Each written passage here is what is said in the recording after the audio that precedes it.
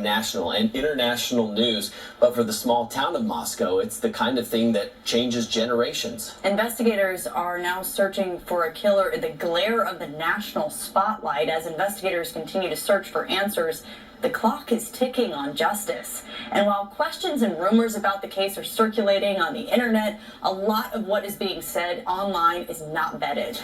Here at 4 News Now, we're committed to bringing you the facts of this investigation. 4 News Now's Melissa Luck explains how investigators are working through it all as a community grieves in fear. Nothing is normal right now in the small town of Moscow, Idaho. You can feel it, and it's understandable. It's understandable. It's a scary time. It's a horrible thing that happened this past weekend. Last week marked Bill Thompson's 30th anniversary as prosecutor here. He's led the fight for justice in other high-profile cases. But he admits nothing like this. The gruesome murders of 4 college students, and now 5 days without a suspect. Moscow Police Department with the state police and the FBI have brought in probably more resources than I've ever seen in an investigation in 30 years here in Latah County to try to answer those questions. Yeah. I'm just hoping they find the answers soon. That hope felt across this community and across the Pacific Northwest. And because of a lack of information released early on, investigators are also dealing with a barrage of misinformation spreading online. The bottom line for the man whose job it will be to prosecute the killer? We don't know who's responsible for this. We don't know why it happened, and whoever is responsible is out there somewhere. Filling the void of information has led to accusations against innocent people online and further victimization of 4 grieving families and countless friends. So why not just fill in the gaps? Thompson says investigators have a very specific reason for not doing so. It's likely that the details of what they've learned is not something they are prepared to share publicly at this point, because they don't want that information to get out there in the public where only the suspects or somebody who was involved would otherwise know about it. Tonight we know for sure the victims were killed with a large knife, that investigators have even left the state to interview people who may have been in contact with the victims, and that investigators don't know who did this or why. He stressed the importance of what happened in the hours between the likely time of the murders and the time someone called 911. Everything that occurred leading up to the time of death, and then from the time of death till the officers were notified or the report was made, is crucial information. So many questions and so few answers. Thompson says it will get harder in the days to come, and that this community will never be the same. We will never forget what happened, but Moscow is a good, resilient town. So yes, I have every faith that our community will return to something more normal. Will return to something more normal. But this is always going to be part of our history. Welcome back to my Mental Health and Crime channel. My name is Huda London.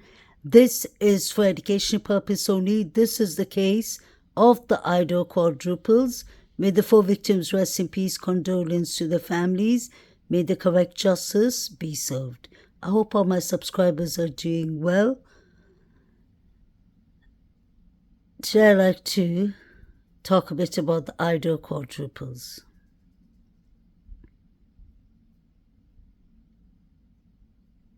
Chief Fry called this a targeted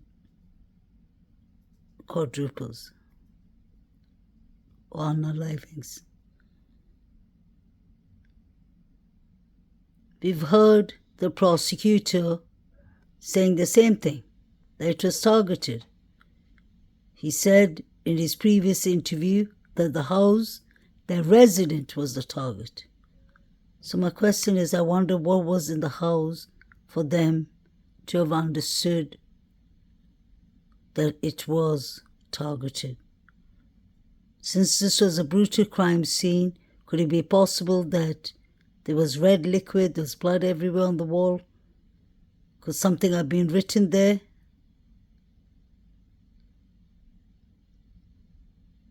Just a question. Bill Thompson said that hopefully he has hope that his community will get back to normality, which I guess they have actually done. They don't want justice for the 4 victims, most of them, because they want to try this case in Moscow, Idaho, and they really don't care if Brian Christopher Koberger gets the correct justice or not. That is biased. We saw what they did when they got the quiz questions from the survey that Ann Taylor did. Bill Thompson made a scene about that. He wasn't having that. So he said we get back to normality. What is normality? I don't think it's normal to lose 4 students, young students with a bright future. You lose 4 human beings near the college campus. They're paying for the tuition fee, and you'll have no explanation. And you were confusing people from the start. Although there was a brutal suspect or suspects roaming around the first 7 weeks. They had no idea. And yet again, the public, the students, people in Idaho, Moscow, were getting confusing messages. Once it was targeted, once it was the students, then no, it was the residents. Stay home alerts. There was a lot of madness and confusion because this case wasn't handled well from the start. I think the university was more focused on getting the attention far away from them and the university. I don't blame them. The students there, they're interested in people enrolling to the university. That's where they get their private tuition fees from. Let's not forget, 22,000 people who live in Idaho, Moscow are students. So they get the income from the students, and the students bring income too because they work there. Their income and their expenditure goes back to the university. Police blotters and call logs are public record. Anybody can see them, and rightly so, because taxpayers pay for that work product. And now some eagle-eyed followers of the Idaho quadruple murder case have picked up on one particular item from the police on the night that the 4 college kids were murdered. In fact, the incident in question happened at almost exactly the same time as the killings. I'm going to read to you what the police blotter actually says. Quote, there was an alcohol offense reported at 3:01 a.m. on November 13th, and that's the last night the kids were alive. The location, a field on Taylor Avenue. You can see it there. Band. It's called Band Field. So that is not far from the Sigma Chi frat house where 2 of the victims, Xana Kernodle and Ethan Chapin, spent a lot of their evening earlier on that night. The police timeline puts them at the Sigma Chi party from 8 to 9 p.m. But then there's a big 4-hour and 45-minute black hole where nobody knows, or nobody's saying anyway, where Ethan and Xana were between 9 p.m. until they got home at 1:45 a.m. So our Brian Enton joins me live again, and we're also joined by Gemma Gaudet, who's the host of Idaho Matters on Boise State Public Radio. Thank you to both. Okay, Brian, I'm going to begin with you. The big question is, what do we know about that very strange police call at 3:01 a.m.? Well, we don't know much more than what you just said, Ashley. It was in the police blotter. 301 had something to do with alcohol.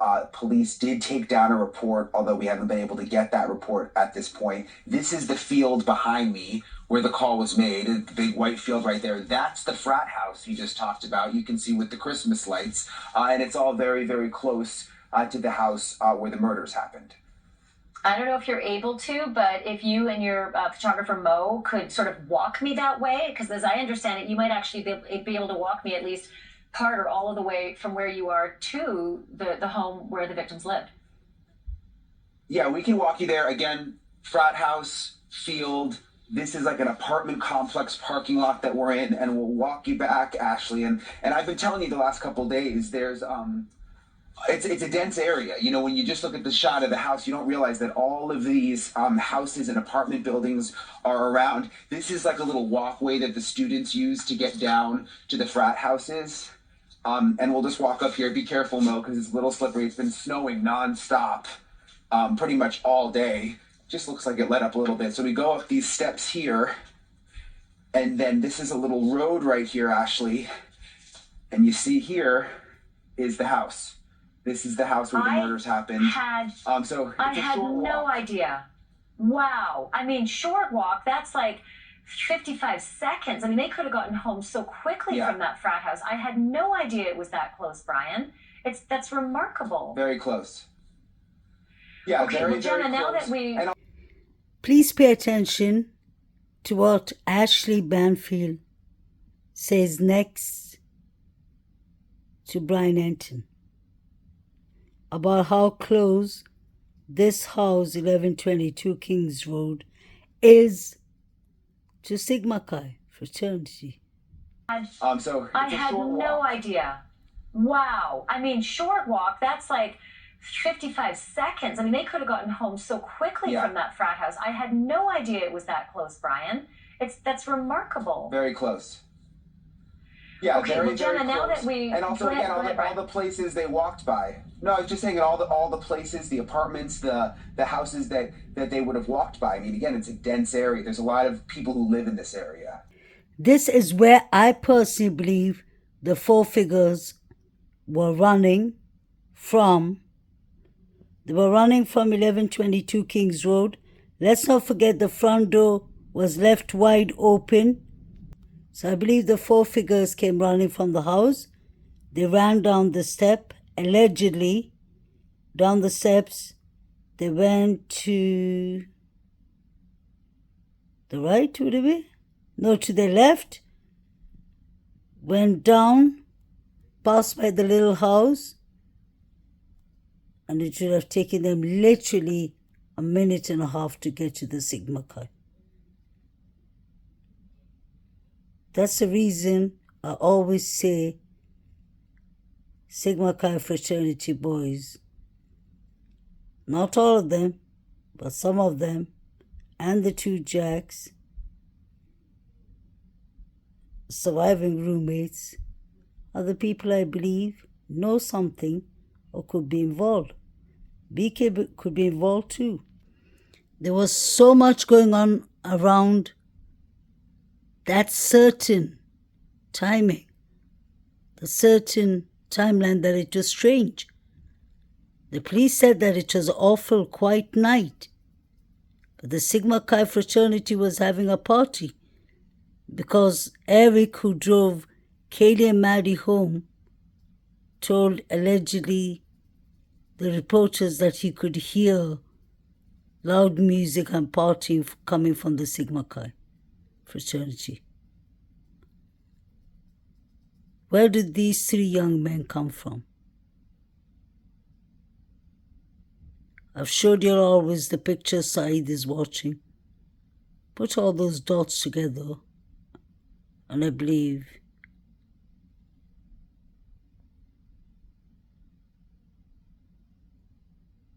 we will get far, actually. If you put all these small dots together, there are so much things that are unexplainable, that can't be just coincidence. I refuse that. And there we have the black truck passing by Banfield at exactly 3:47. I think this is the same lights that were flashing in front of 1122 Kings Road. Where did that truck come from? It looked like it came from Kings Road. Was it heading to Linda Lane, allegedly?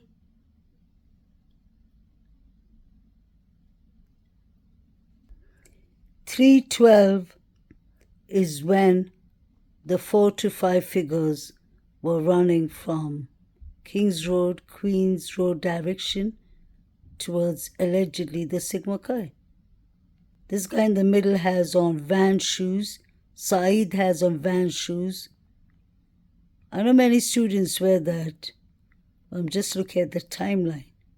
It's quite strange. A lot of things, not everything, but the probable cause affidavit, some of the police reporting, and the news conferences, that's given us a small picture. But what we haven't known is what happened prior to the first responders arriving on the scene. And tonight I can tell you. You have heard that the 911 call was made from a surviving roommate's cell phone.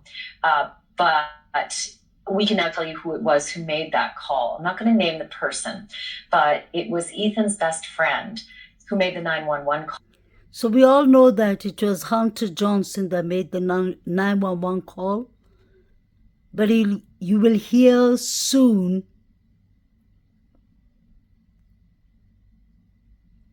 Banfield Ashley saying that Hunter, or the person that called 911, called from Dylan Mortison's phone. So was BF at home at all? Or did she run in the middle of the night, leaving the door on the first floor wide open? I wouldn't blame her if she wasn't involved and if she was scared for her life. Because it was Ethan's best friend who made the discovery of Xana and Ethan's bodies. Best friend who made the discovery of Xana and Ethan's bodies. And that is a very tragic and sad detail to report. Now, it had been an assumption that there was maybe an unconscious person because it was a guess that there was someone behind the door who wasn't answering the bedroom door. Now we can tell you that it was Ethan's best friend who had been called over that morning and made the discovery and took Ethan's pulse. Also called out to get... Wow. Wow. We were aware that it was Hunter Johnson who called 911. But to hear the fact that he took Ethan's pulse clearly shows that the victims, the 4 victims and the crime scene was definitely tampered with. Wow. And it's just like I've always said, he was found between Xana's room and the corridor. Some YouTube creators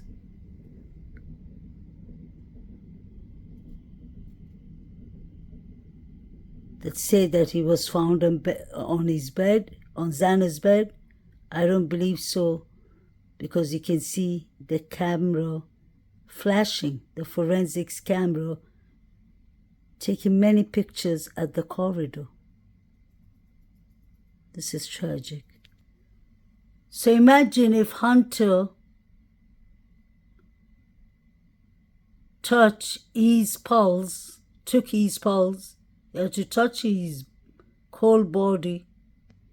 May he rest in peace. My question is, who went upstairs and touched Maddie and Kaylee? His pulse. I'm interested in that part more because I'm trying to find out how the knife sheath could have got upstairs. Why did it take DM 8 hours to call 911? And she chose to call Hunter before 911. This doesn't make sense.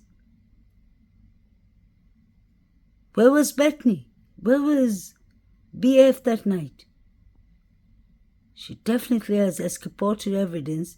At least she had to be the witness to the Sigma Chi fraternity party.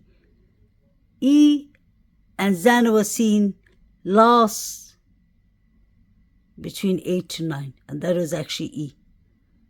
He went to the Betty ball with his triplets and his sister's roommate. And Zana, we didn't see any pictures of her either between 91 and 45. There's something wrong with the couple's timeline. I've always said that. That's why they change the timelines, they change everything. I don't believe Zana was on TikTok. Absolutely not. Her TikTok could have been on. Anyone could have been on it. I don't believe Zana ordered food. Yes, she could have ordered food, but not Zana personally. I believe somebody who knew Zana's details ordered on Zana's Visa card.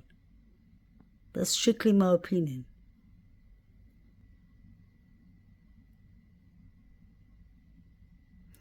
So all these people have been ruled out too soon, too early. Department releasing an update to their investigation. Good evening and thanks for joining us. I'm Emily Bloom.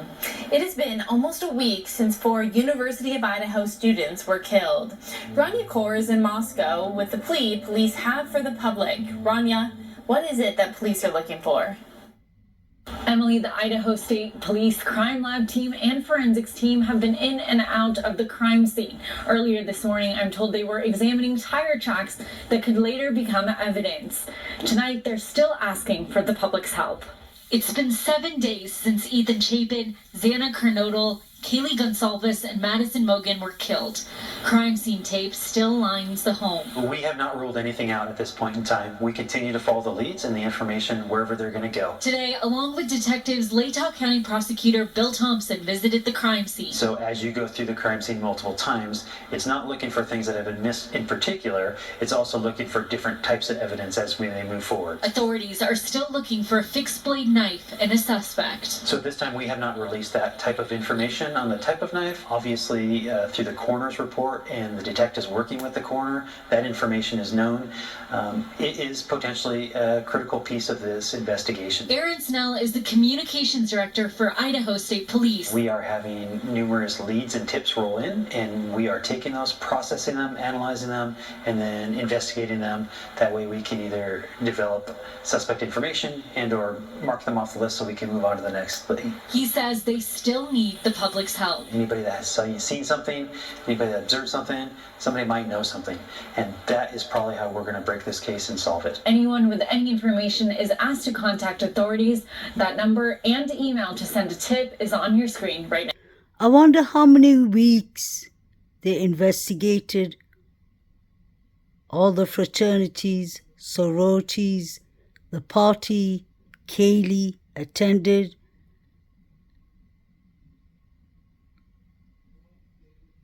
And I wonder who are the thousands of people calling in and giving them leads?